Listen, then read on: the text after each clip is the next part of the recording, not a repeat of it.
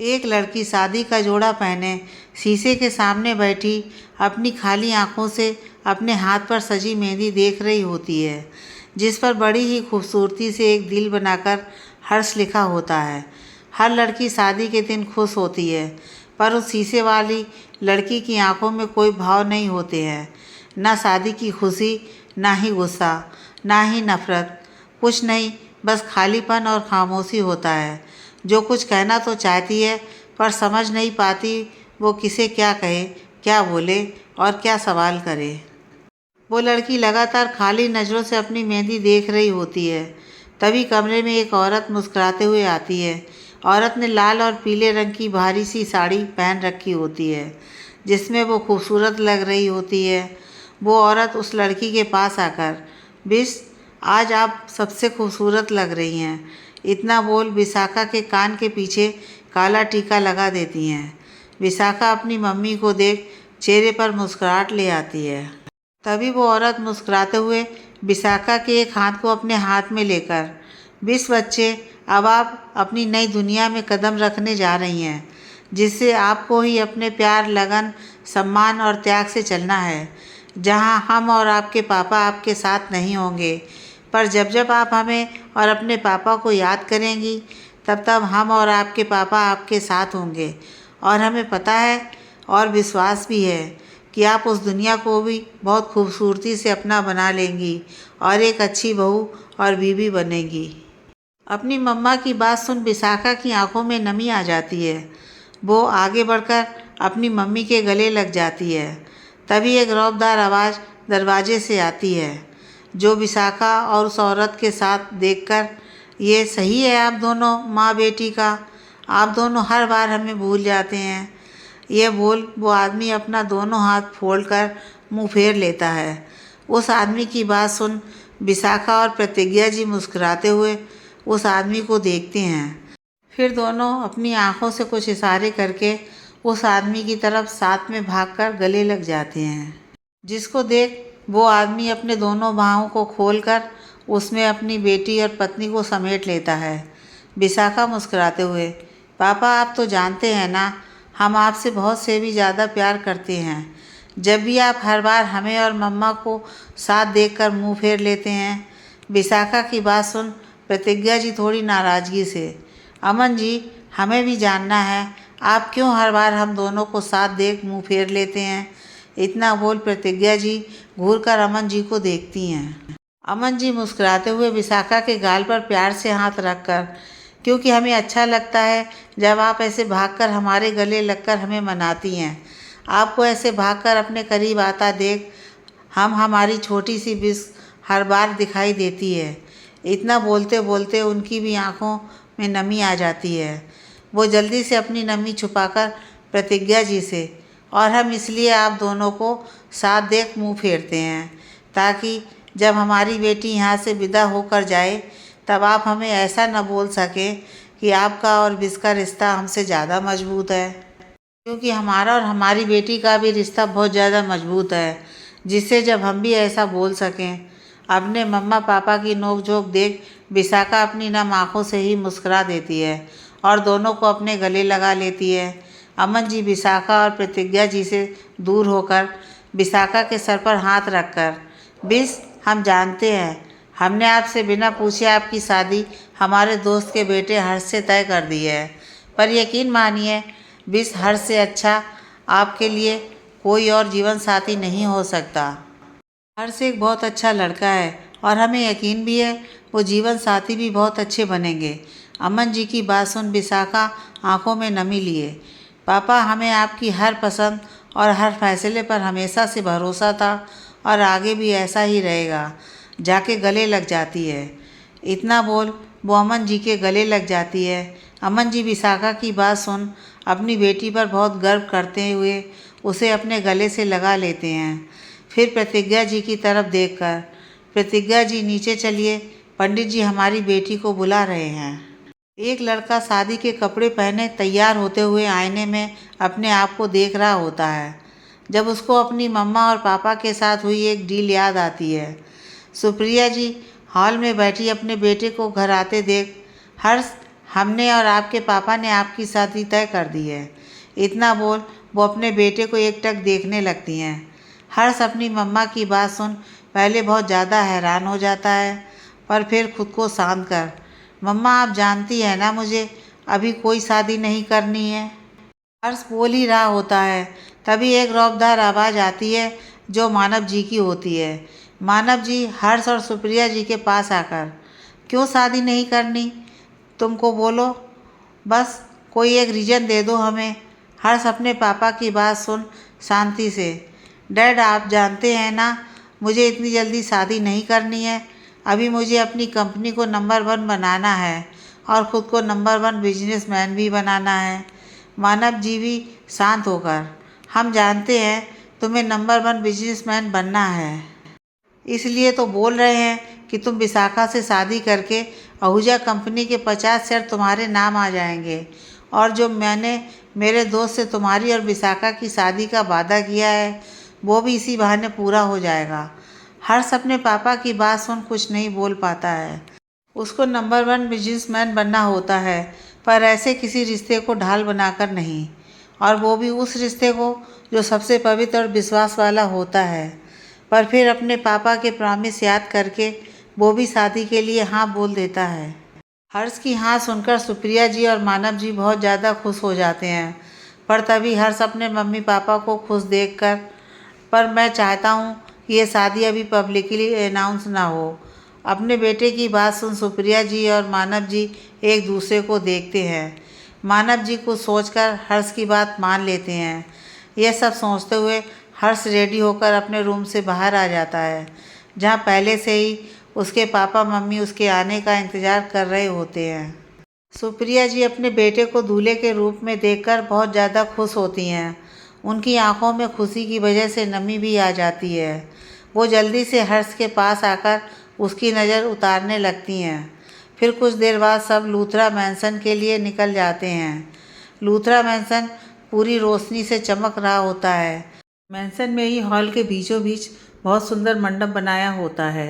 मंडप के पास दोनों फैमिली के लायक खड़े होते हैं और पंडित जी हवन कुंड के पास बैठकर मंत्र पढ़ रहे होते हैं, और हर्ष उस हवन कुंड की अग्नि को बड़े ध्यान से देख रहा होता है। असल में अमन जी विशाखा के कमरे से विशाखा को मंडप पर ले जाने के लिए ही आए हुए होते हैं, पर अपनी बेटी को शादी के जोड़े में देख उनकी भी आंखों में नमी आ जाती है। ये शादी परिवार के लोगों के बीच ही हो रही थी, जिसमें दोनों फैमिली और दोनों फैमिली के लॉयर ही होते हैं। विशाखा अपने मम्मा और पापा का हाथ पकड़ दोनों के साथ मंडप पर आने लगती है। सुप्रिया जी विशाखा को देख उसकी भी नज़र उतारकर नम आँखों से मुस्कुरा देती हैं। हर्ष एक बार विशाखा की तरफ देखता है तो बस देखता रह जाता है। विशाखा रेड कलर के जोड़े में बहुत ही ज़्यादा खूबसूरत लग रही होती है। ऊपर से उसकी वो झुकी हुई पलकें, एक पल के लिए तो हर्ष का दिल धड़क जाता है। तो हर्ष जल्दी से अपनी नज़रें वापस से उस अग्नि पर कर लेता है जिसके सामने वो विशाखा को अपनी जीवन संगनी बनाने वाला होता है। अमन जी और प्रतिज्ञा जी विशाखा को मंडप में लाकर हर्ष के पास बैठा देते हैं। विशाखा को अपने इतना करीब बैठा देख हर्ष का दिल बार बार उसे विशाखा की तरफ देखने को करने लगता है और धड़कनें अपनी रफ्तार छोड़ आगे भाग रही होती हैं। वही विशाखा भी अपने दिल की धड़कनों की तेज़ रफ्तार महसूस कर बेचैन हो रही होती है। पंडित जी धीरे धीरे सारी रस्म करवाकर दोनों की शादी संपन्न करवा देते हैं। शादी के बाद दोनों सबसे आशीर्वाद लेते हैं। फिर लॉयर उन दोनों को साइन करने के लिए मैरिज सर्टिफिकेट देता है। दोनों मैरिज सर्टिफिकेट पर साइन कर देते हैं। ये सब रस्मों के होने के बाद विदाई का समय भी करीब आ जाता है। अमन जी और प्रतिज्ञा जी की आंखों में नमी आ जाती है। विशाखा अपने पापा के गले लग रोने लगती है और अमन जी उसके सर पर हाथ फेर कर चुप करवा रहे होते हैं। प्रतिज्ञा जी दोनों बाप बेटी को देख खुद भी नम आँखों से उनके गले लग जाती हैं। अमन जी और प्रतिज्ञा जी अपनी विष को शांत करवाकर हर्ष के साथ कार में बैठा देते हैं। सुप्रिया जी प्रतिज्ञा जी के गले लगकर, आप बिल्कुल चिंता मत करिएगा, हम आपकी विष को अपनी बेटी की तरह ही रखेंगे। प्रतिज्ञा जी कुछ नहीं बोल पाती, बस नम आँखों से मुस्कुरा देती हैं। आहूजा परिवार विशाखा को अपनी बहू बनाकर अपने साथ आहूजा मैंसन के लिए चले जाते हैं। आहूजा मैंसन के सामने 2 कार आकर रुकती हैं। पहली कार में से मानव जी और सुप्रिया जी निकलकर मेन डोर के पास चले जाते हैं। दूसरी कार से हर्ष और विशाखा उतरते हैं। हर्ष कार से निकलकर विशाखा को बाहर आने का इंतज़ार करता है। विशाखा भी जल्दी से अपने कपड़ों को अच्छे से संभालकर आराम से कार से उतर जाती है। हर्ष विशाखा को बाहर देख मैंसन की तरफ बढ़ जाता है। वहीं विशाखा हर्ष के पीछे पीछे आ रही होती है। सुप्रिया जी हर्ष और विशाखा को गेट पर ही रोककर विशाखा की आरती करते हैं। फिर विशाखा और हर्ष को समझाते हैं, विशाखा पहले आप अपने दाहिने पैर से इस कलश को गिराकर आगे रखी आलता सुहाग के लाल रंग की मेहंदी जो पैरों पर लगाई जाती है की थाली में अपने दोनों पैर रख मंदिर में जाएंगी और वहाँ रखा दीप आपको जलाना है। और हर्ष आप हर कदम विशाखा के साथ मिलकर चलते हुए मंदिर में जाकर विशाखा की मदद करेंगे और उसके बाद आप दोनों साथ में अपने आने वाले जीवन की मंगल कामनाएं मांगेंगे। सुप्रिया जी अपनी बात समझाकर एक तरफ हो जाती हैं। वहीं विशाखा अपने लहंगे को दोनों हाथ से पकड़कर धीरे से चावल के भरे कलश को गिराकर आलता की थाली में अपने दोनों पैर रख देती है और धीरे से एक एक करके पैर बाहर निकालने लगती है। तभी विशाखा का बैलेंस थोड़ा डगमगा जाता है तो वो अपने साथ चल रहे हर्ष के हाथ को कसकर पकड़ लेती है, जिसकी वजह से विशाखा के नाखून हर्ष के हाथों पर चुभ रहे होते हैं। वहीं अचानक से पकड़ने से हर्ष की नज़र विशाखा पर चली जाती है, जो अपने से भारी लहंगे में अपने आप को संभाल कर बड़ी मुश्किल से चल पा रही होती है। विशाखा जब किसी की नज़र अपने ऊपर महसूस करती है तो वो हर्ष की तरफ देखने लगती है और पल भर के लिए दोनों की आंखें और नज़रें एक दूसरे में ही उलझ कर रह जाती हैं। जहाँ हर्ष की नज़रों में कुछ नहीं होता, वहीं विशाखा की नज़रों में एक दर्द जो शायद अपनों से दूर होने का था। विशाखा जल्दी से अपनी नज़रों को हर्ष से हटाकर अपना हाथ भी हटाकर चलने की कोशिश करती है। हर्ष विशाखा के हाथ को मजबूती से पकड़कर अपने साथ जल्दी जल्दी मंदिर की ओर लेकर चलने लगता है। विशाखा बस हर्ष को देखती रह जाती है। मंदिर में आकर विशाखा भगवान के सामने दीप जलाती है। फिर एक नज़र हर्ष को देख अपनी आंखें बंद कर, कान्हा जी आप तो जानते हैं हम हर्ष जी के बारे में कुछ नहीं जानते हैं, हम कैसे उनके साथ एक कमरे में रहेंगे। आंटी जी ने बताया था हर्ष जी ज़्यादा बोलते नहीं हैं पर दिल के अच्छे हैं। पर जब हम अभी गिरने वाले थे और हमने हर्ष जी को पकड़ लिया था तो आपने भी देखा होगा कैसे अपनी आंखों से घूर रहे थे। प्लीज़ कान्हा जी आप हर समय हमारे साथ रहना। वो इतना बोल जैसे ही अपनी आँख खोलती है वैसे ही सबकी नज़रें विशाखा को अपने ऊपर दिखती हैं। तब सुप्रिया जी विशाखा के पास आकर, बिस ऐसा भी क्या मांग रही थी आप भगवान से जो आपको इतना ज़्यादा समय लग गया। विशाखा कुछ बोल नहीं पाती है। विशाखा को ही देख रहा होता है वो बार बार पलकें झपका रही होती है और हर्ष एकटक जो अपनी पलकों को बार बार झपका रही होती है। सुप्रिया जी मुस्कुराते हुए विशाखा के सर पर हाथ रखते हुए, बिस डरने की कोई ज़रूरत नहीं है। फिर हर्ष की तरफ देखकर, हर्ष चलो विशाखा को अपनी गोद में उठाकर रूम तक ले चलो। सुप्रिया जी की बात सुन विशाखा बेचैन होने लगती है और उसकी धड़कनें बहुत तेज़ चलने लगती हैं। वही हाल हर्ष का भी होता है। दोनों अपनी तेज़ चलती धड़कनों को सामान्य करने की कोशिश कर रहे होते हैं। मानव जी सुप्रिया जी से, सुप्रिया चलो अब हम भी चलते हैं आराम करने। सुप्रिया जी मानव जी के साथ जाते हुए, हर्ष हमारे जाने के बाद तुम खुद ऊपर मत चले आना, विशाखा को अपनी गोद में ही लेकर जाना, ये एक रस्म होती है। ठीक है, इतना बोल वो वहाँ से चली जाती हैं। अब वहाँ बस हर्ष और विशाखा ही होते हैं। हर्ष विशाखा की तरफ आने लगता है। वहीं विशाखा हर्ष को अपने करीब आता देख इधर उधर देखने लगती है। हर्ष विशाखा के करीब आकर उसे अपनी गोद में तुरंत उठा लेता है। अचानक उठाने से विशाखा हर्ष के कपड़ों पर अपनी पकड़ बना लेती है और आंखों को जोर से बंद कर लेती है। हर्ष विशाखा को देख हल्के से मुस्कुराते हुए उसे देखने लगता है। चेहरे पर डर के भाव, आंखें डर की वजह से कसकर बंद की होती हैं। माथे पर लाल छोटी सी बिंदी, मांग में लाल सिंदूर, होठों पर गुलाबी लिपस्टिक जो होठों को खिले फूल की तरह बना रही होती है। हर्ष विशाखा के रूप को देखकर अपनी नज़र फिर रूम की तरफ बढ़ जाता है, पर रह रहकर उसकी नज़र बार बार विशाखा के होठों पर जा रही होती है। रूम में आकर हर्ष एक नज़र विशाखा को देख बेड पर बैठाकर जल्दी से बाथरूम में चला जाता है। वहीं विशाखा बेड पर बैठते ही अपनी आंखें तुरंत खोल लेती है, पर उसे अपने आसपास कोई नहीं दिखता। पर बाथरूम से पानी गिरने की आवाज़ सुन वो समझ जाती है हर्ष अंदर है। वो बेड पर बैठे वैसे ही पूरे रूम को देख रही होती है। तभी हर्ष बाथरूम से बाहर आकर बिना विशाखा पर ध्यान दिए अपने बालों को सुखाकर टेबल पर से अपना लैपटॉप उठाकर काउच पर बैठ अपना काम करने लगता है। विशाखा हर्ष को देख अपनी पूरी हिम्मत बटोर कर, हर्ष जी, हमें आपसे कुछ बात करनी है। हर्ष विशाखा की बात सुन एक नज़र विशाखा को देख वापस काम करते हुए, बोलो, मैं सुन रहा हूँ। विशाखा हर्ष को अपनी बातों पर इतना ध्यान न देता देख थोड़ा ज़ोर से, हर्ष जी, हमें आपसे कुछ ज़रूरी बात करनी है। हर्ष अब भी वैसे ही काम करते हुए, बोलो, मैं सुन रहा हूँ। विशाखा हर्ष को फिर से ऐसा करते देख हर्ष के पास काउच पर आकर लैपटॉप अपनी तरफ करके, हर्ष जी, हम कब से बोल रहे हैं, हमें आपसे ज़रूरी बात करनी है। हर्ष विशाखा की इस हरकत से बेहद गुस्से में आ जाता है, क्योंकि उसे बिल्कुल नहीं पसंद होता है कि कोई उसे काम करते हुए परेशान करे या उसका काम खराब करे।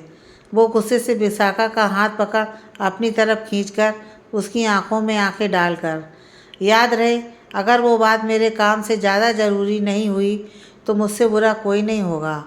विशाखा भी हर्ष की आंखों में देखते हुए, हम आपके साथ आज एक नया सफ़र शुरू कर रहे हैं, तो हम बस सच जानना चाहते हैं। विशाखा की बात सुन हर्ष विशाखा के गालों को चूम रहे बालों को अपनी उंगलियों से घुमाकर, आप यही जानना चाहती हैं ना कि मेरी लाइफ में कोई और लड़की है कि नहीं। विशाखा को हर्ष की इस हरकत पर बेहद गुस्सा आ जाता है। वो हर्ष का हाथ अपने बालों से हटाकर गुस्से से, हमें कोई फ़र्क नहीं पड़ता कि आप किसे डेट कर रहे हैं, हम बस ये जानना चाहते थे कि आपने हमसे शादी क्यों की। असल में इन दिनों हर तरफ हर्ष और उसकी सेक्रेटरी की चर्चा चल रही होती है। न्यूज़ में यहाँ तक कह दिया गया होता है कि हर्ष अपनी सेक्रेटरी निधि से बहुत जल्द शादी करने वाले हैं। तो हर्ष को लगा था कि विशाखा भी उससे इस बारे में ही कोई सवाल करेगी। हर्ष विशाखा की कई बात सुन कुछ नहीं बोलता है।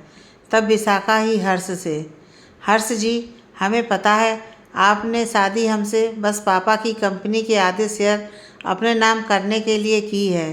अगर सच में ऐसा है तो हम आज ही अपने शेयर आपके नाम कर देंगे। हर्ष विशाखा की बात सुन बेहद गुस्से में आ जाता है। वो गुस्से से विशाखा को काउच पर गिराकर खुद उसके ऊपर झुककर, अगली बार इस बारे में बात करने से पहले 10 बार सोच लेना। और रही बात तुम्हारे शेयर की, तो वो मैं अंकल अमन जी से जब लेना चाहता, जब ही अंकल वो शेयर मेरे नाम कर देते। वो वहाँ से जाने लगता है। इतना बोलकर तभी विशाखा हर्ष का हाथ पकड़कर, फिर हमसे शादी करने की वजह क्या है।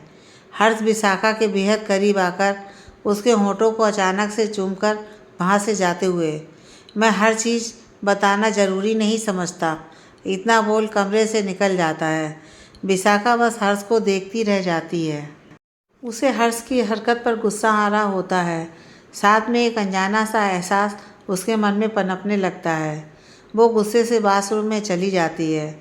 वहीं हर्ष रूम से निकलकर टेरेस पर आकर अपने आप से, मैंने कैसे किसी लड़की को किस कर लिया, वो भी बिना उसकी मर्जी के।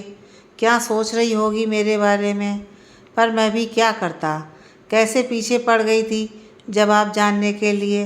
हाँ तो कुछ भी करता, किस करने की क्या ज़रूरत होती है। इतना सब सोचते हुए वो झल्ला जाता है और आंखें बंद कर ठंडी हवा को अपने अंदर महसूस करने लगता है। वहीं विशाखा बाथरूम में कपड़े बदलते हुए, कोई कैसे बिना बताए किस कर सकता है, वो भी जब हम दोनों ही एक दूसरे से अनजान हों। हर्ष जी, आप बहुत बुरे हैं। हमें लगता है आपने ही निधि को किस किया होगा, जैसे हमें अभी किया। असल में मानव जी और अमन जी जितने अच्छे दोस्त होते हैं और जितने अच्छे से एक दूसरे को जानते और समझते हैं, उतना ही विशाखा और हर्ष एक दूसरे के लिए अजनबी होते हैं। हालांकि हर्ष और विशाखा एक दूसरे के बारे में बहुत कुछ जान चुके होते हैं अपने पेरेंट्स से, पर वो दोनों कभी एक दूसरे के सामने नहीं आए होते हैं। इतना बोल कुछ सोचकर, नहीं, हमें आंटी जी के विश्वास पर पूरा विश्वास है। उन्होंने बताया था वो लड़की निधि ही आपके करीब आ रही थी और उसने आपको किस करना चाहा था, पर हम आपसे आपकी इस वाली हरकत के लिए अब भी नाराज़ हैं। असल में निधि ने हर्ष को रिझाने के लिए उसे अपने करीब कर किस करना चाहा था। निधि एक गरीब परिवार की पढ़ी लिखी लड़की थी। उसने आहूजा कंपनी में काम करने के लिए पूरी मेहनत, लगन और काबिलियत पर वो जाब हासिल की थी। आप सब ने सुना होगा, कई बार जब किसी को कुछ अच्छा मिल रहा होता है तो वो लालच में आकर और ज़्यादा हासिल करने के लिए अपने पैर पर खुद ही कुल्हाड़ी मार लेते हैं। यहाँ ठीक वैसा ही निधि के साथ भी हुआ होता है। निधि जब अपनी पोस्ट से अच्छे पैसे कमाने लगती है तो धीरे धीरे उसे अमीर लोगों की तरह रहने का मन करने लगता है, जिस वजह से वो किसी न किसी तरह से बहाने या झूठ बोलकर हर्ष से और पैसे लेकर अमीर लोगों की तरह पार्टी में जाया करती थी। पर समय के साथ हर्ष ने जितने पैसे निधि को दिए थे वो उसने धीरे धीरे निधि की सैलरी में से काटना शुरू कर देता है, और जिसकी वजह से निधि के अंदर पैसों की लालसा, बड़े बड़े लोगों के साथ पार्टी करना, यह सब एक आदत सी बन गई होती है। इस तरह हर्ष हर बार निधि की सैलरी में से पैसे काटने लगा होता है, जिसकी वजह से निधि अपनी पार्टी के बिना ज़्यादा दिन नहीं रह पा रही होती है। तो वो हर्ष से और पैसे के बदले हर्ष को ही अपना बनाकर सारे पैसे की मालकिन बनने की सोचती है और तरह तरह से हर्ष को रिझाने की कोशिश करने लगती है। पर हर्ष कभी उस पर ज़्यादा ध्यान नहीं देता था। निधि एक दिन सबके जाने के बाद हर्ष के कैबिन में पैर मुड़ने का नाटक करती है। हर्ष जैसे ही निधि की हेल्प करने जाता है, वैसे ही निधि हर्ष को अपने करीब खींचकर उसे किस करने की कोशिश करती है, और हर्ष निधि को अपने से दूर करने के लिए जैसे ही उसका हाथ पकड़ता है, वैसे ही वहाँ कुछ लोग आ जाते हैं, जिन सबको रूम में देख निधि अबला नारी होने का नाटक करने लगती है। हर्ष एक नज़र गुस्से से घूरकर निधि को देखता है, फिर उसे अपनी कंपनी से निकाल फेंकता है। पर सब तरफ ये बात आग की तरह फैल जाती है कि हर्ष ने निधि को ज़बरदस्ती किस करने की कोशिश की, और जब ये बात सबके सामने आई तो उन्होंने उसे कंपनी से बाहर निकाल दिया। निधि जी से ये भी पता चलता है कि ये सब हर्ष आहूजा ने उनके साथ बहुत बार करने की कोशिश की है, और कहती है कई बार तो उन्होंने निधि जी को शादी जैसे पवित्र बंधन में बंधने का भी वचन दिया है। इस तरह की बातें चारों तरफ मीडिया में फैली होती हैं, पर हर्ष इन सबको नज़रअंदाज करके अपने आप को सबसे ऊंचाई पर देखने के सपने पर काम करता रहता है। आधी रात में जब हर्ष कमरे से में वापस आता है तो विशाखा बैठ के एक तरफ सो रही होती है। उसकी नज़र विशाखा के सोते हुए चेहरे पर चली जाती है, पर हर्ष जल्दी से अपनी नज़रें हटाकर काउच पर सोने चला जाता है। पर काउच पर एक पेपर का टुकड़ा पहले से रखा होता है, जिस पर कुछ लिखा हुआ भी होता है। हर्ष समझ जाता है कि वो विशाखा ने ही लिखा होगा, तो वो एक नज़र विशाखा की ओर देख उसे पढ़ने लगता है। हर्ष जी, हमें पता है आप जब वापस आएंगे, जब तक हम सो चुके होंगे, तो आप काउच पर ही सोने आएंगे। तो हम नहीं चाहते कि आप अपनी नींद काउच पर सोकर ख़राब करें। हम वैसे भी बैठ के एक तरफ सो रहे हैं, अगर आपको ठीक लगे तो आप दूसरी तरफ सो सकते हैं, और प्लीज़ हमें सुबह जल्दी उठने में मदद कर देना। ये पढ़ हर्ष के चेहरे पर अपने आप ही एक प्यारी सी मुस्कान आ जाती है। वो पेपर लेकर अपनी साइड वाली डोर में रख देता है और दूसरी तरफ लेटकर एकटक विशाखा को देखते हुए ही नींद के आगोश में चला जाता है। सुबह 5 बजे शांति से सो रहा हर्ष कभी अपने सर पर तकिया रखता है तो कभी दूसरी तरफ करवट लेता है। जब उससे बर्दाश्त नहीं होता तो वो झल्लाकर उठकर बैठ जाता है। विशाखा का फ़ोन लगातार कानों में चुभने वाला ट्यून बजा रहा होता है, पर विशाखा इतनी गहरी नींद में होती है कि उसको कोई फ़र्क ही नहीं पड़ रहा होता है। हर्ष सुबह सुबह झल्लाकर विशाखा को देखते हुए, जब इतनी सुबह उठना ही नहीं था तो अलार्म लगाया ही क्यों? इतना बड़बड़ाते हुए वो विशाखा के साइड रखे टेबल पर से अलार्म बंद करके वापस आकर सो जाता है। फिर वापस 6 बजे एक बार फिर वो अलार्म ट्यून पूरे रूम में गूंज रही होती है और हर्ष इस बार एक ही ट्यून में उठकर जल्दी से फ़ोन को बंद कर देता है। उसे इस समय विशाखा पर बहुत तेज़ गुस्सा आ रहा होता है। वो अपने आप को शांत रखकर अपने बेड की साइड पर वापस आकर लेट जाता है। फिर रात का पेपर याद आते ही वो अपने आप से, अब समझा क्यों बोला था कि मुझे उठा देना। वो कुछ देर इस बारे में सोच ही रहा होता है कि एक बार फिर वो ट्यून बजने लगती है, पर इस बार हर्ष के चेहरे पर शैतानी मुस्कान आ जाती है। वो जल्दी से उठकर फ़ोन को विशाखा के कान के पास रख देता है, पर विशाखा दूसरी तरफ करवट लेकर तकिए में अपना मुंह छुपा लेती है। हर्ष का अब पारा चढ़ने लगता है। वो तब भी मुस्कुराते हुए पानी से भरा गिलास लेकर विशाखा के गाल पर पानी के कुछ छींटे डालता है, पर इस बार भी विशाखा उठने के बदले कसमसाकर वापस सो जाती है। हर्ष विशाखा की इस हरकत पर गुस्से से उबल जाता है और बिना ज़्यादा सोचे समझे वो पानी का भरा गिलास विशाखा के ऊपर डाल देता है, जिसकी वजह से विशाखा अचानक से उठ जाती है। और जब वो हर्ष के हाथ में गिलास देखती है तो वो सब समझ भी जाती है। वो हैरानी और गुस्से से मिले जुले भाव से, ये क्या किया हर्ष जी आपने सुबह सुबह? विशाखा को उठा देख हर्ष के चेहरे पर विजय मुस्कान आ जाती है। वो मुस्कुराते हुए अपने साइड वापस बैठे हुए अनजान बनते हुए, मैंने क्या किया? विशाखा घूर कर हर्ष को देखते हुए, आपने हम पर पानी डाला, वो भी तब जब हम सो रहे थे। हर्ष विशाखा को देख, तुमने ही तो कहा था सोने से पहले कि मैं तुम्हें सुबह उठा दूं, तो मुझे ऐसे देखने की ज़रूरत नहीं है। विशाखा हैरानी से मुंह खोलकर, और हमने आपको उठाने के लिए कहा था। कितने सारे तरीके होते हैं किसी लड़की को उठाने के लिए, पर आपको ये पानी वाला ही मिला। विशाखा की बात सुन हर्ष हंसते हुए, ये बात तुमने सही कही, लड़की को उठाने के बहुत सारे तरीके होते हैं, पर कुंभकर्ण को ऐसे ही उठाया जाता है। हर्ष की बात सुन विशाखा गुस्से से, हम आपको कुंभकर्ण लगते हैं? हर्ष और ज़ोर से हंसते हुए, कुंभकर्ण नहीं, कुंभकर्ण की नानी। उसे बहुत मज़ा आ रहा होता है विशाखा को छेड़ने में। विशाखा हर्ष को हंसता देख गुस्से से पास की टेबल पर रखा जग का पानी गिलास में डालकर हंसते हुए हर्ष के चेहरे पर डालते हुए, अब हिसाब बराबर। और रहा कुंभकर्ण कहने का, उसका भी हिसाब बहुत जल्दी लूँगी। इतना बोल एक अदा के साथ मुस्कुराते हुए वहाँ से जाने लगती है। हर्ष जल्दी से विशाखा का पीछे से हाथ पकड़ बेड पर खींच लेता है, जिससे विशाखा सीधा हर्ष के ऊपर ही आकर गिरती है। अचानक गिरने से विशाखा जोर से अपनी आंखों को बंद कर लेती है और हर्ष एकटक उसे देखता रहता है।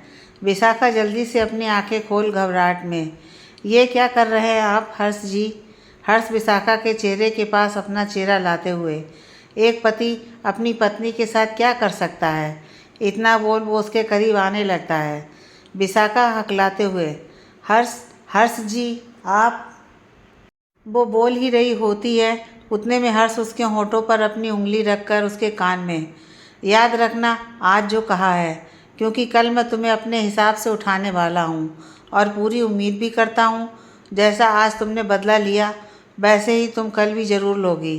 इतना बोल उसके कान में फूंक मारकर अपने एक आंख दबा देता है। विशाखा उसे हैरानी से देख जल्दी से उठकर बाथरूम में चली जाती है। वहीं हर्ष उसे ऐसे भागता देख मुस्कुराते हुए अपने बालों में उंगलियां घुमाने लगता है।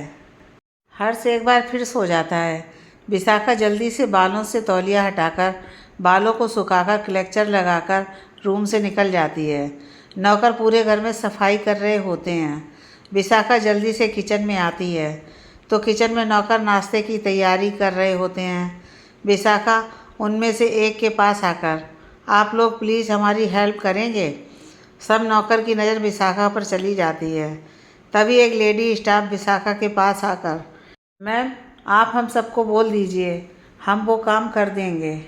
विशाखा उसकी बात सुन मुस्कुराते हुए, थैंक्स, पर हम अपने कान्हा जी के लिए अपने हाथों से ही प्रसाद बनाते हैं, तो बस आप हमारी मदद कर दीजिए। वो लेडी स्टाफ अब कुछ नहीं बोल पाती, वो बस सर झुकाकर हाँ बोल देती है। विशाखा उन सबकी मदद से कान्हा जी के लिए हलवा बनाती है और फिर उसे बर्तन में रख मंदिर की तरफ बढ़ जाती है। मंदिर में विशाखा अपने कान्हा जी से बात करती हुई पूजा की सारी तैयारी कर देती है। इन सब में 8 बज जाते हैं। वो दीप जलाकर अपनी मधुर आवाज़ में चेहरे पर मुस्कुराहट लिए आरती कर रही होती है। विशाखा आरती कर रही होती है। उसकी आवाज़ इतनी मधुर होती है कि पूरे विला में सबके चेहरे पर मुस्कुराहट आ जाती है। सुप्रिया जी और मानव जी भी आरती में आ जाते हैं। सारे नौकर भी आरती में खड़े हो जाते हैं। हर्ष भी जब बाथरूम से बाहर आता है तो उसके कानों में भी ये मधुर आवाज़ आती है। वो जल्दी से कोई भी टी शर्ट और ट्राउज़र पहनकर वहाँ आ जाता है तो विशाखा का वो रूप देख मंत्रमुग्ध हो जाता है। इतने में आरती पूरी हो जाती है। विशाखा कान्हा जी का भजन गाने लगती है। भजन गाने के बाद विशाखा सबको आरती देकर प्रसाद दे देती है और सुप्रिया जी और मानव जी के पैर छूकर आशीर्वाद लेती है। वहीं हर्ष विशाखा का यह रूप देख अपलक उसे निहारे जा रहा होता है। लाल रंग की साड़ी, माथे पर सिंदूर, चेहरे पर मुस्कुराहट के साथ आंखों में काजल और होठों पर हल्के लाल रंग की लिपस्टिक, जिसमें विशाखा बहुत सुंदर लग रही होती है। सुप्रिया जी विशाखा के माथे को चूमकर, भगवान करे आपकी झोली में दुनिया भर की खुशियाँ हों हमेशा। मानव जी विशाखा के सर पर हाथ रखकर, हमेशा ऐसे ही मुस्कुराती रहो। विशाखा दोनों का आशीर्वाद लेकर, आप दोनों चलिए हम नाश्ता लगा देते हैं। सुप्रिया जी विशाखा के गाल पर हाथ रखकर, उसकी कोई ज़रूरत नहीं है, अगर आपको कुछ करना है तो हर्ष को बुला लाइए। सुप्रिया जी की बात सुन विशाखा बस मुस्कुरा कर रह जाती है। मानव जी और सुप्रिया जी वहाँ से चले जाते हैं। असल में हर्ष दूर से ही ये सब देख रहा होता है। विशाखा हर्ष के करीब आकर, आप यहाँ क्या कर रहे हैं? विशाखा की बात सुन हर्ष घूरकर विशाखा को देखता है। विशाखा अपनी बात समझाते हुए, मेरा मतलब आप यहाँ क्यों खड़े हैं और आप पूजा में क्यों नहीं आए? हर्ष विशाखा की बात सुन रूम में वापस चला जाता है। बिस हर्ष को जाता देख, पता नहीं कान्हा जी हम कभी इन्हें समझ भी पाएंगे कि नहीं। विशाखा रूम में आती है तो देखती है कि हर्ष फिर से अपने लैपटॉप पर बैठे होते हैं। विशाखा अलमारी में से कपड़े निकालते हुए, वैसे हर्ष जी आपकी गर्लफ्रेंड क्या हम सबसे बहुत खूबसूरत है? विशाखा की बात सुन हर्ष हैरानी से, क्या बकवास कर रही हो? विशाखा आंखें मटकाती हुई, मेरा मतलब आपकी फैमिली से भी ज़्यादा खूबसूरत है। हर्ष झल्लाकर, क्या कहना चाहती हो जो फालतू की बात कर दिमाग खा रही हो? विशाखा हर्ष से लैपटॉप लेकर साइड में रखकर, हमारा मतलब है आप अपनी गर्लफ्रेंड को अभी आराम करने दीजिए और आप चलिए हमारे साथ। इतना बोल उसके हाथ में कपड़े रख देती है। हर्ष विशाखा से, ये सब क्या है? विशाखा, मम्मा ने बोला था कि शादी जैसा रिश्ता भगवान के आशीर्वाद से शुरू होता है और आज सुबह भी मेरा मतलब मम्मा ने बोला है, इसलिए आप और हम मंदिर जा रहे हैं। हर्ष कुछ नहीं बोलता, बस अपने कपड़े चेंज कर लेता है और विशाखा को देख बाल बनाते हुए, क्या तुम बाहर जा रही हो? विशाखा उसकी तरफ देखकर अपने सर हाँ में हिला देती है तो हर्ष अपनी बात आगे बढ़ाकर, मम्मा को भेजना, टाई बंधवानी है। विशाखा उसकी बात सुन उसके पास आकर पूरे हक से हर्ष को अपनी तरफ करती है और टाई पहना देती है। हर्ष कुछ नहीं बोलता, बस एकटक विशाखा को देखता रहता है। विशाखा हर्ष को टाई पहनाकर कोट ठीक करते हुए, अगर आपको हमारा टाई पहनाना नहीं पसंद तो आप मम्मा से पहन सकते हैं। हर्ष विशाखा की बात सुन मुंह बनाकर, बोल तो ऐसे रही जैसे मुझसे पूछा हो कि मैं टाई पहना दूं। विशाखा भी उसी तरह, आप शिकायत तो ऐसे कर रहे हैं जैसे आपको टाई पहननी ही नहीं आती है। हर्ष भी तपाक से, मुझे आती है, दिखाऊं तुम्हें बनाकर? विशाखा कमरे से बाहर जाते हुए, मुझे कुछ नहीं देखना, बस आप जल्दी से नीचे आ जाइए। इतना बोल बाहर चली जाती है। हर्ष अपने बाल बनाकर, अजीब पागल लड़की है, हर समय बस बहस करवा लो मैडम से। वहीं विशाखा जाते हुए, कान्हा जी देखिए आप, मदद की अभी हमने हर्ष जी की तो थैंक्स के बदले कैसे लड़ रहे थे हमसे, और अगर मैं मम्मा को बोलती तो क्या पता वो भी मुझे ही हर्ष जी की मदद करने के लिए बोलती, इसलिए मैंने पहले ही कर दी। अब आप बताइए क्या गलत किया मैंने। थोड़ी देर बाद दोनों जन हॉल में आकर सुप्रिया और मानव जी से मिलने के बाद मंदिर के लिए निकल जाते हैं। विशाखा और हर्ष मंदिर में सारी पूजा पूरी विधि विधान से करते हैं। तब पंडित जी विशाखा और हर्ष से, बेटा आप अब बहू को गोद में लेकर भगवान के सामने 7 परिक्रमा लगाएं, जिससे आप दोनों का बंधन हमेशा के लिए बंधा रहे और इसमें सुख और संपत्ति का आगमन होता रहे।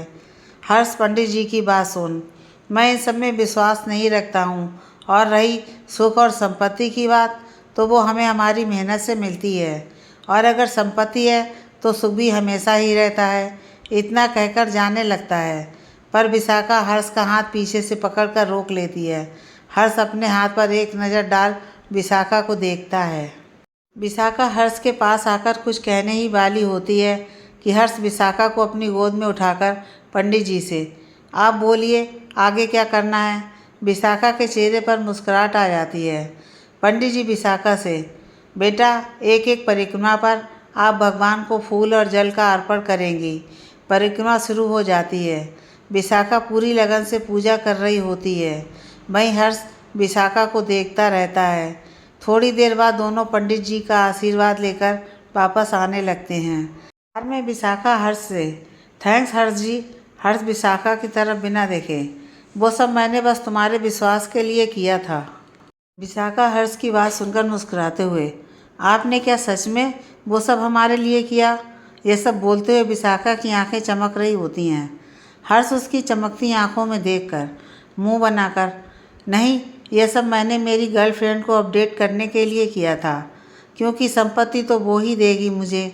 विशाखा हर्ष की बात सुन घूरकर हर्ष को देखते हुए, हर्ष जी आप सच में एक नंबर के सड़ू इंसान हैं, और आपका ये शॉर्ट टेम्पर गुस्सा उससे भी बड़ा वाला सड़ू है। हर्ष उसकी बात सुन उसकी तरफ झुकते हुए चेहरे पर मुस्कान लाते हैं, वैसे मैं और भी बहुत कुछ हूँ। हर्ष की बात सुन विशाखा हर्ष की ओर देखते हुए, हमें नहीं लगता कि और आप कुछ भी हो सकते हैं, क्योंकि वो बोल ही रही होती है कि हर्ष उसे होंठों पर होंठ रख देता है, जिसकी वजह से विशाखा की आंखें अपने आप बंद हो जाती हैं। हर्ष विशाखा के कान में स्मार्ट, हार्ड, हैंडसम और रोमांटिक इतना बोल उससे दूर हो जाता है। विशाखा हर्ष के कहे एक एक शब्द को अपने में दोहराती हुई विंडो से बाहर देखती रहती है। उसके चेहरे पर हया का लाल रंग चढ़ रहा होता है। वहीं हर्ष के चेहरे पर मुस्कुराहट होती है। वो लोग घर आ जाते हैं। पूरा दिन ऐसे ही निकल जाता है। रात में डिनर करके सब हॉल में बैठे होते हैं। सुप्रिया जी विशाखा से, बिस कल आपको अपने घर जाना था। वो इतना ही बोलती हैं कि हर्ष और विशाखा एक दूसरे को देखने लगते हैं। सुप्रिया जी आगे, पर बेटा प्रतिज्ञा जी और अमन जी किसी मीटिंग के सिलसिले में बाहर गए हुए हैं, तो आप कल के बदले 2 दिन बाद चले जाना। विशाखा मुस्कुराते हुए, जी मम्मा। वहीं कुछ देर और बात कर सब अपने अपने कमरे में चले जाते हैं। हर्ष अपने रूम में आकर फिर लैपटॉप पर लग जाता है। विशाखा रूम में आकर बाथरूम में जाकर कपड़े बदलकर बेड पर एक तरफ लेट जाती है। हर्ष भी कुछ देर बाद बेड पर अपनी तरफ लेट जाता है। दोनों की आंखों में नींद नहीं होती है। हर्ष सीलिंग को देखते हुए, वैसे कब जाओगी। विशाखा हर्ष की तरफ देख करवट लेकर, बताया तो मम्मा ने 2 दिन बाद। हर्ष वैसे ही सीलिंग को देखते हुए, और वापस कब आओगी। विशाखा सोचते हुए, पता नहीं, जब मम्मा पापा भेजेंगे वापस जब ही आऊँगी। विशाखा की बात सुन हर्ष भी उसकी तरफ करवट ले लेता है। दोनों एक दूसरे की आंखों में देख रहे होते हैं। हर्ष विशाखा के करीब आकर उसके माथे पर अपने होंठ रख देता है। वहीं विशाखा हर्ष के सीने पर सर रखकर अपनी आंखें बंद कर लेती है। दोनों कब वैसे ही नींद के आगोश में चले जाते हैं। दोनों को ही नहीं पता चलता है। सुबह रूम में सुकून से शांति टूटती है। वहीं कानों में चुभने वाली ट्यून से और आज भी हर्ष उठ जाता है, पर उसकी नज़र विशाखा पर ही रुक जाती है। विशाखा उसके गले में अपने दोनों हाथ लपेट मुस्कुराते हुए सो रही होती है। हर्ष मुस्कुराते हुए विशाखा की कमर पर अपने हाथ रख लेता है। वापस उसे अपनी बाहों में भर मुस्कुराकर सो जाता है। थोड़ी देर बाद विशाखा अपने आप ही उठ जाती है और अपने आप को हर्ष की बाहों में देख हैरानी के साथ मुस्कुरा देती है और जल्दी से उठकर बाथरूम में चली जाती है और रोज़ की तरह तैयार होकर अपने कान्हा जी का प्रसाद बनाकर आरती करती है। और आज भी आरती में सब आते हैं सिवाय हर्ष के। आज कुछ अलग होता है तो वो हर्ष का कंपनी जाना। असल में कल हर्ष की टॉप थर्ड पार्टी के ऑनर के साथ मीटिंग होती है, तो वो उसी के सिलसिले में कंपनी जा रहा होता है, जिससे कल कोई भी डील रहे ना जाए। विशाखा जब रूम में आती है तो हर्ष रेडी होता है। विशाखा उसको देख उसके पास आकर टाई पहना देती है। हर्ष मुस्कुराते हुए टाई पहन विशाखा के माथे पर होंठ रख वहाँ से चला जाता है, जिससे विशाखा के चेहरे पर एक प्यारी मुस्कान खिल जाती है। ऐसे ही ये दिन भी बीत जाता है। हर्ष के चेहरे पर परेशान वाले भाव होते हैं। वो सीधा अपने रूम की तरफ बढ़ जाता है। विशाखा पहले से ही रूम में होती है। हर्ष बाथरूम में जाकर फ्रेश अप होकर काउच पर सर टिकाकर आंखें बंद किए बैठा होता है। वहीं विशाखा हर्ष को आता देख दोनों का खाना लेने चली जाती है और जब रूम में आती है तो हर्ष अपने हाथों से अपना सर दबा रहा होता है। विशाखा खाना टेबल पर लगाकर हर्ष के सर को अपने मुलायम हाथ से दबाने लगती है, जिससे हर्ष को भी अच्छा लग रहा होता है। हर्ष आंखें खोलकर, क्या तुम कोई जादू टोना जानती हो जो हाथ रखकर ही मेरा सर दर्द ठीक कर दिया? हर्ष की बात सुन विशाखा खिलखिलाकर हंस पड़ती है। हर्ष उसकी हंसी में खो जाता है, एकटक उसे देखता रहता है और विशाखा हर्ष को अपनी तरफ देखता पाकर, ऐसे क्यों देख रहे हैं आप हमें? हर्ष अपने होश में आकर, देख रहा हूँ, पागल लोग भी आम लोगों की तरह ही होते हैं। हर्ष की बात सुन विशाखा घूरकर हर्ष को देखती है और हर्ष हंसते हुए, चलो खाना खाते हैं। विशाखा मुंह बनाकर खाना खाने लगती है, फिर कपड़े बदलकर अपनी साइड पर लेट जाती है। हर्ष भी कपड़े बदलकर अपनी साइड पर लेट जाता है। वो विशाखा को पीछे से ही अपनी बाहों में भर लेता है। विशाखा कुछ नहीं बोलती है, बस हर्ष की तरफ पलटकर उसके माथे पर अपने होंठ रख उसके सीने पर सर रखकर सो जाती है। हर्ष भी विशाखा को अपनी बाहों में समा लेता है। आज की सुबह भी हर्ष और विशाखा एक दूसरे की बाहों में ही होते हैं। विशाखा रोज़ का काम और पूजा कर जब रूम में आती है तो हर्ष आज भी तैयार होता है। तो विशाखा जैसे ही उसे टाई पहनाने लगती है वैसे ही हर्ष उसको रोक देता है। तो विशाखा हैरानी से हर्ष को देखती है। हर्ष विशाखा से टाई लेकर, आज मुझे मम्मा से टाई पहननी है। हर्ष के ऐसा बोलने से विशाखा टाई हर्ष के हाथ में रख देती है। तो हर्ष अपनी बात आगे बढ़ाकर, आज मेरी बहुत ज़रूरी मीटिंग है और मम्मा के हाथ से पहनने से मेरा गुड लक मेरे साथ रहेगा। विशाखा हर्ष की बात सुन मुस्कुरा देती है, पर हर्ष के चेहरे पर वो खुशी नहीं होती है। वो विशाखा को देख वहाँ से जाने लगता है। विशाखा हर्ष का हाथ पकड़ उसके सामने आकर कॉलर ठीक करके, अच्छा लगा ये जानकर कि आप मम्मा को अपना गुड लक समझते हैं, इतना बोल हर्ष के गाल पर किस करते हुए, गुड लक हर्ष जी। हर्ष मुस्कुराते हुए विशाखा की कमर पर अपना हाथ लपेटकर, वैसे मेरी 2 मीटिंग हैं। हर्ष की बात सुन विशाखा हर्ष के कंधे पर हाथ मारकर, आप बेशर्मी कर रहे हैं। अब हर्ष विशाखा के सर पर अपना सर जोड़कर, बेशर्मी नहीं, आपका गुड लक ले रहा हूँ। विशाखा मुस्कुराते हुए उसके दूसरे गाल पर भी किस कर देती है। हर्ष मुस्कुराते हुए, वैसे मुझे अभी याद आया, आज एक और मीटिंग है। वो बोल ही रहा होता है कि विशाखा जाते हुए, अब जो मीटिंग है वो आप खुद के लक से हैंडल करिए। हर्ष विशाखा का हाथ खींच अपनी तरफ करके उसके होंठ पर किस करता है और नाक से नाक को टच करके, ये मेरा गुड लक है, इतना बोल मुस्कुराते हुए वहाँ से चला जाता है। वहीं विशाखा का चेहरा एकदम लाल हो जाता है। हर्ष सुप्रिया जी के पास आकर, मम्मा जल्दी से टाई पहना दीजिए। सुप्रिया जी समझ जाती हैं आज ज़रूर कोई ज़रूरी मीटिंग है, पर तब भी वो हर्ष से, आज भी इससे टाई पहन लेते, उसको बुरा लगा हो तो। वैसे मैं जानती हूँ वो इन सब का कभी बुरा नहीं मानती, फिर भी हर्ष सुप्रिया जी से, मम्मा उसे बिल्कुल बुरा नहीं लगा, अब आप जल्दी करिए, लेट हो रहा हूँ। सुप्रिया जी हर्ष को टाई पहना देती हैं। तो वो जल्दी से चला जाता है। Office meeting room. हर्ष के सामने एक बेहद ही खूबसूरत लड़की बैठी होती है जिसका नाम मालती बनर्जी होता है। असल में वो ही टॉप थर्ड बनर्जी कंपनी की ऑनर होती है।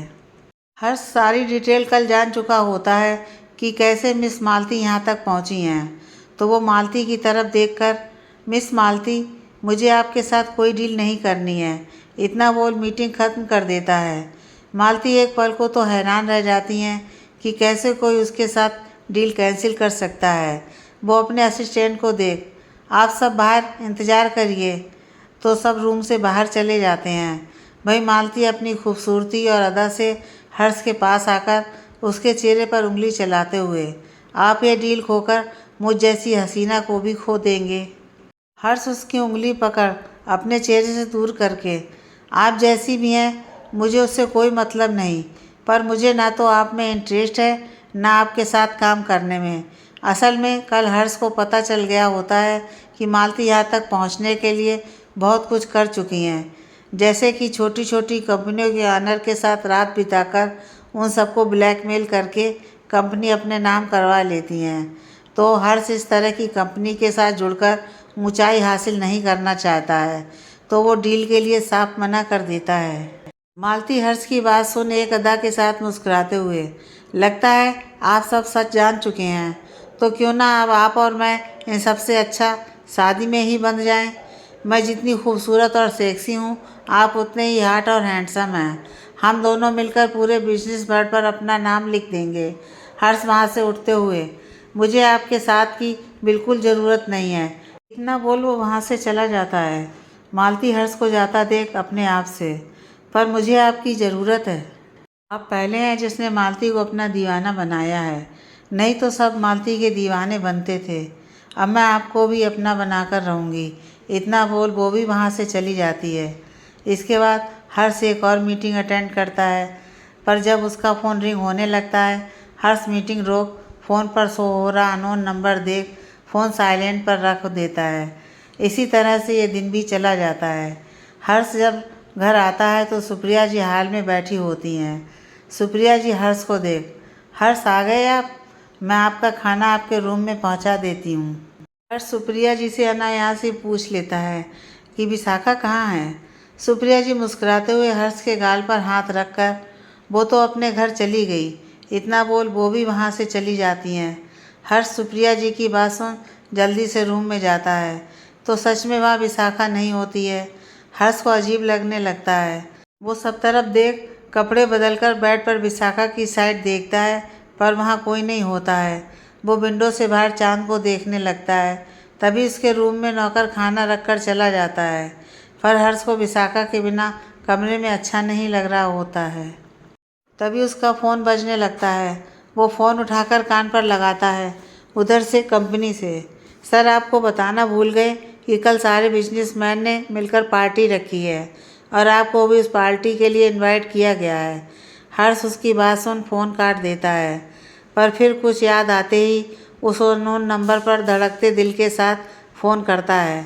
फ़ोन की एक ही घंटी पर सामने से फ़ोन उठा लिया जाता है, जैसे वो इंसान भी कब से इसी फ़ोन का इंतज़ार कर रहा हो। फ़ोन उठाकर, हेलो हर्ष जी। हर्ष वो आवाज़ सुन मुस्कुरा देता है। हर्ष चांद को देखते हुए, कब गई थी? विशाखा भी विंडो के पास आकर चांद को देखते हुए, जब आपको 2 बार कॉल किया था, जब भी पापा और मम्मी लेने आए थे। असल में हर्ष के कंपनी जाते ही सुप्रिया जी के पास प्रतिज्ञा जी का फ़ोन आता है। प्रतिज्ञा जी, क्या हम विशाखा को आज लेने आ जाएं? सुप्रिया जी, क्या आप लोग मीटिंग ट्रिप से वापस आ गए हैं? प्रतिज्ञा जी, नहीं बस पहुंचने वाले हैं, तो सोचा विशाखा को भी अपने साथ आज ही ले जाते हैं। सुप्रिया जी, जैसा आपको ठीक लगे। जिसकी वजह से विशाखा कल के बदले आज ही चली जाती है। हर्ष आंखें बंद करके, कब वापस आ रही हो विशाखा? विशाखा हर्ष की बात सुन, पता नहीं। फिर कुछ देर बाद, हर्ष जी खाना खा लिया आपने? हर्ष, नहीं, बस अभी थोड़ी देर पहले ही आया हूँ। उसकी बात सुन विशाखा, चलिए फिर साथ में खाते हैं। विशाखा की बात सुन हर्ष की आंखें हैरानी से खुल जाती हैं। मतलब तुम यहाँ हो? विशाखा हंसते हुए, बिल्कुल नहीं, हमारा मतलब है आप वहाँ खाना खाइए और हम यहाँ। हाँ बोलता है और फ़ोन काट देता है। विशाखा फ़ोन को देख, आपको बहुत मिस कर रहे हैं हर्ष जी। प्लीज़ आगे की कहानी पढ़ने के लिए आप हमारी कहानी का पार्ट 2 देखिए।